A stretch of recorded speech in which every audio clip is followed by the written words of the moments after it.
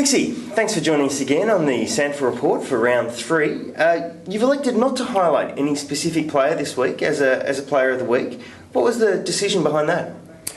Oh look, we like to reward players who have really stood out for an SANFL Player of the Week, is what we call it.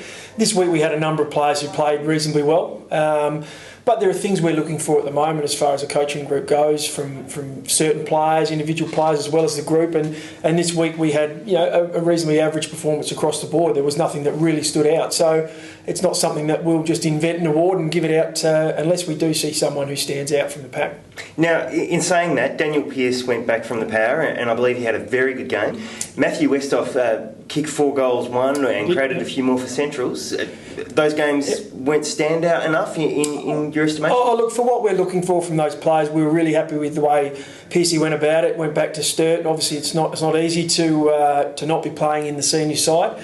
But his efforts when he went back were we were reasonably pleased with those. There's still things we're looking for from that sort of player as far as how he goes about things, but it was a great effort. I think he had 28 possessions. We're going to continue to work with Pearcey, and we look forward to him coming back into the side at some point because he adds so much to us in that power side. With Matthew Westhoff out at Centrals. Matty's even set the bar high this year for himself, which is a credit to him. He kicked 4 goals in a reasonable performance, but even speaking to Matty, he was looking for more from his game, and in a side that won quite convincingly.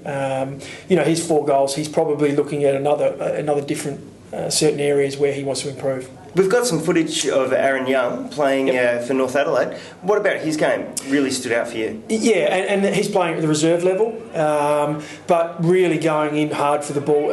Youngie's a fantastic competitor.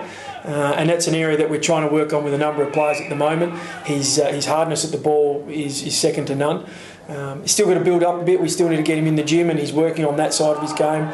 But as far as putting his head over the ball and having a crack, I think he had 7 or 8 hardball gets on the weekend, and that's a credit to him. And that's something we're asking of all the players nowadays. You can't just be a skillful player and get by. You've really got to put your body in and win a 50-50 ball when need be.